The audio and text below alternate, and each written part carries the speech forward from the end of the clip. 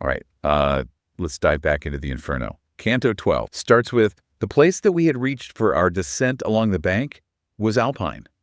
What reclined upon that bank would, too, repel all eyes. That's setting the scene. We're in the seventh circle. But even Virgil seems kind of spooked by this. I mean, it's true. Even Virgil, our guide, he seems shaken. And remember from our last deep dive, we were talking about the structure of the seventh circle, violence against others, self, and God. And now we're going to see all of that play out in terrifying glory. And right away, we're confronted with the Minotaur, this raging beast guarding the entrance to the first ring. It's like Dante's pulling from Greek mythology to really create this like visceral image of rage, uncontrolled rage. And then the Minotaur immediately mistakes Dante for Theseus, the old enemy from the myths. And it just throws everything into chaos. I love that little detail because it really highlights the Minotaur's blindness, his inability to think clearly. And even in hell, Virgil has to use his wits, his classical knowledge, to outmaneuver this mythical beast. It's a reminder that even in the darkest places, intelligence can be a weapon. It's not just mythical beasts they have to worry about, though. There's this massive landslide they have to climb down, and Dante's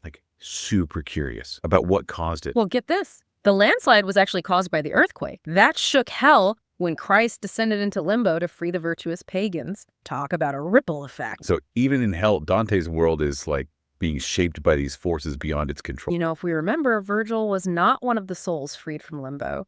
So this landslide serves as a physical reminder of his limitations, of the power that he doesn't have. It subtly foreshadows these challenges that he's going to face as they venture deeper into hell. So they make it past the Minotaur, they navigate this crazy landslide, and then they come to the Phlegathon. And this is where things get really intense. I mean, we're talking a river of boiling blood where the violents are punished.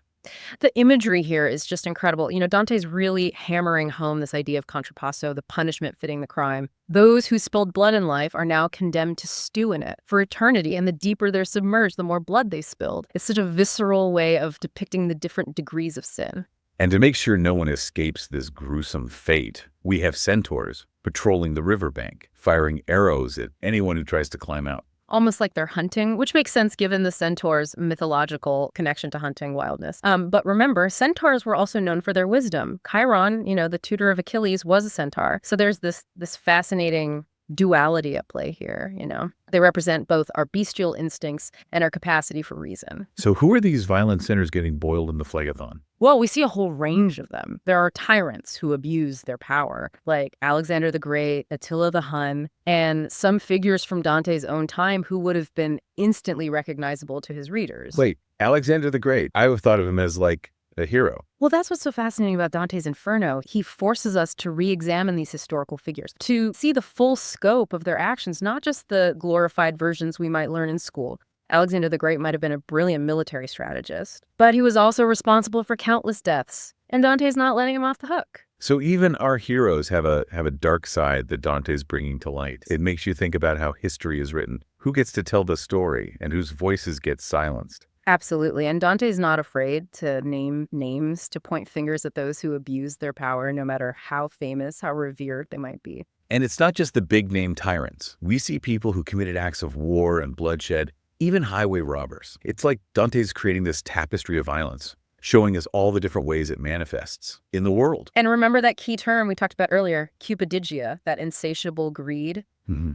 Dante connects it to anger as a driving force behind tyranny. It's like saying the lust for power, fueled by anger, is this recipe for violence and oppression. Which, when you think about it, is incredibly relevant to our world today. I mean, you see that same dynamic play out in so many conflicts, political or otherwise. It's a timeless theme, and that's what makes Dante's work so enduring. He's tapping into these fundamental truths about human nature that are just as relevant now as they were in his time. So we've got this river of boiling blood, these terrifying centaurs, and all these sinners from history and Dante's own time. It's a lot to take in. Mm-hmm. But there's this one detail that really caught my attention. Dante needs to be carried across the Phlegathon by the centaur Nessus. What's interesting there is the emphasis on Dante's physicality, the weight of his living body, in contrast to the insubstantial forms of the damned. Right. It's like a reminder that Dante is still on this journey. He's still capable of change, of redemption. But it also raises a question. If he's so different from these souls, what's he doing in hell in the first place? And I think that's what makes Canto's 12 so compelling. It's not just about the spectacle of violence. It's about the deeper questions it raises about human nature, choice, and the consequences of our actions. It's that journey, right? Dante's journey that really sets him apart. Remember, he's not just a passive observer. He's actively engaging with these sinners, asking questions, trying to understand the nature of their crimes, their punishments. It's almost like he's conducting these mini interviews to get the inside scoop on what landed these souls in the river of boiling blood. And some of the encounters are truly chilling. Like, remember that moment when Nessus points out Guy de Montfort? Oh, absolutely. He wasn't a tyrant or a warmonger in the traditional sense, but his act of violence was so heinous, so sacrilegious, that it earned him a special place in the phlegathon. Okay, remind me, what did he do again? It was pretty messed up, right? He murdered Henry of Almaine, a nephew of the King of England. And get this, he stabbed Henry in the heart while Henry was kneeling at the altar, praying. Talk about adding insult to injury. It's like a double whammy of sin, murder plus sacrilege. You can't get much worse than that, even in hell. And his punishment reflects that double transgression. Nessus tells Dante that de Montfort's heart is still being punished, even though his body is in hell. It's like his sin has this lingering effect, like a separate torment beyond even the boiling blood. That sends shivers down my spine. It's like Dante is suggesting that some acts are so evil, so fundamentally opposed to divine law, that they create these ripples of consequence that extend beyond even death. It's a really powerful concept. And it makes you think about the lasting impact of our actions, how they can continue to reverberate long after we're gone. It ties back to that idea we talked about earlier, that violence isn't just a personal act. It has these wider ramifications, these social, political consequences that can ripple outward, creating chaos and suffering. Think about the political instability caused by de Montfort's murder of Henry of Almaine, led to years of conflict, bloodshed. Dante's showing us that violence is never isolated. It's always part of a larger web of cause and effect. So we've got individual acts of violence with far-reaching consequences. But let's not forget about those tyrants we talked about earlier. Dante really goes all in on their punishments, doesn't he? He does. And I think it's fascinating how he uses the imagery of the phlegathon to create this hierarchy of violence. The tyrants who were the most ruthless, the ones who inflicted the most suffering, are submerged the deepest. It's almost like they're being weighed down by the sheer volume of blood that they spilled. It's like Dante's created this visual representation of what goes around comes around. You dish out violence, you're going to be steeped in it for eternity. But, it's not just the brutality of the punishments that's striking. It's how Dante names these tyrants, how he calls them out for their crimes. And he doesn't shy away from challenging our perceptions of these figures. Like, take Alexander the Great. We often think of him as the hero, a brilliant military leader. But Dante forces us to confront that darker side of his conquests, the countless lives lost in his pursuit of power. It's like Dante saying, hold on, let's not forget about the human cost of these so-called great achievements. And he doesn't limit himself to figures from ancient history. He includes tyrants from his own time, people like Ezzelino da Romano, who is notorious for his cruelty. It's almost like he's drawing a direct line from the past to the present, showing us that tyranny is a timeless problem, one that continues to plague humanity across generations. And it's not just about political power either. Dante also includes those who were guilty of personal acts of aggression, like robbers, murderers. It's like he's saying that violence in any form is a betrayal of our humanity. It's a descent into something primal, something that separates us from our better nature. But Dante's not just interested in showing us the horrors of hell. He's also trying to understand the forces that drive us to violence, the motivations behind these acts of aggression. He suggests that the desire for more, for power, for wealth or control, can twist even the most noble intentions into something monstrous. It's like he's peering into the very heart of human darkness. And what's so fascinating is that he's presenting all of this through this incredibly vivid, almost cinematic imagery. Like that description of the river itself, it's not just a static pool of blood. It's this churning, boiling mass, almost like it's alive with the agony of the souls trapped within it. It's a brilliant way of conveying the relentlessness of their punishment, the sheer inescapability of it all. And it creates this sense of urgency, this feeling that Dante himself is being swept along by this current of violence, even as he tries to understand it. And those centaurs, it's like they embody that primal instinct, that urge to dominate, to control, that seems to be woven into the very fabric of this realm. And yet, amidst all this brutality, Dante introduces a figure who embodies a different kind of power, Chiron, the wise centaur. He was known for his skill in medicine and archery, but also for his fierce temper. He represents this tension between reason and instinct, between wisdom and violence. And Dante chooses him, of all the centaurs, to guide them through this realm.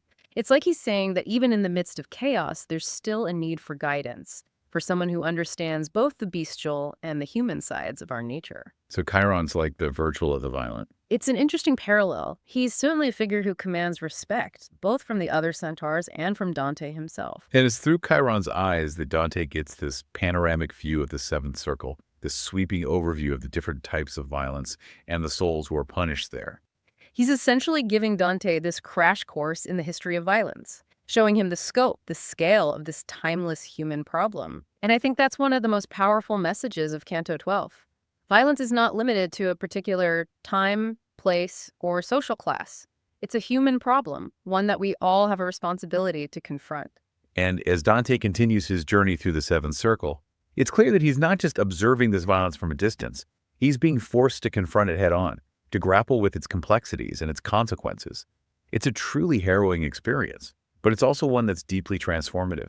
It's not just a spectacle of horror, it's a profound meditation on the nature of violence, its roots, its manifestations, its enduring impact on the human soul. So we've seen the punishments, we've met the sinners, and we've started to delve into the deeper themes of Canto 12. But there's one element we haven't talked about yet, the role of Nessus. He's more than just a ferryman, isn't he? You're right, Nessus. He is a fascinating character. He's this blend of brute strength and cunning. He has this unsettling ability to see into the future. Remember how he warns Dante about the dangers that lie ahead? Even in hell, there are these glimpses of what's to come. But why would Virgil choose Nessus as their guide? I mean, the guy's not exactly known for his trustworthiness. That's a great question, and I think it speaks to Virgil's understanding of hell. He knows that this is a place where you have to make deals with the devil, so to speak. Sometimes you have to rely on the very forces you're trying to escape. It's like that old saying, keep your friends close and your enemies closer. And as we prepare to move on to the next ring of the seventh circle, I can't help but wonder what other insights Dante will uncover about the nature of violence and its consequences. But more importantly, I'm starting to think about how these lessons apply to my own life. It's like Dante's holding up a mirror to humanity, forcing us to see ourselves more clearly, both the good and the bad. It's that self-reflection, this exploration of, what it means to be human. That goes beyond time and place. And it's amazing he's doing all of this while navigating this incredibly complex and terrifying landscape. I mean, remember, we're still in the first ring. There are 2 more rings below, each dedicated to different types of violence. It's like he's creating this map of human aggression, exploring all of its dark corners and hidden pathways. And what we've seen so far in the Phlegathon is just the tip of the iceberg. It makes me think back to our last deep dive when we were talking about the structure of the seventh circle. It felt very abstract then, but now we're seeing it come to life. It's the difference between reading about a disease and actually witnessing its symptoms. Dante's not just giving us the textbook definition. He's showing us how it manifests in real lives, how it warps and distorts the human soul. It's like he's taking us on this guided tour of the underworld, pointing out these landmarks of human suffering and saying, look, this is what happens when we give in to our darkest impulses. And he's doing it in a way that forces us to confront our own complicity. We might not be tyrants or murderers, but we all have that capacity for violence within us. It's part of the human condition. Dante's journey through hell, it's not just a fictional tale. It's a reflection of our own inner struggles, our own capacity for both darkness and light.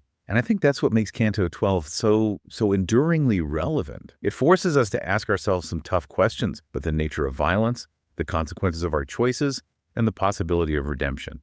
It's a reminder that even in the darkest of places, there's always hope for transformation, for growth, for a return to our better selves. Thanks for joining us on this deep dive into Canto 12 of Dante's Inferno. We'll see you next time as we continue our exploration.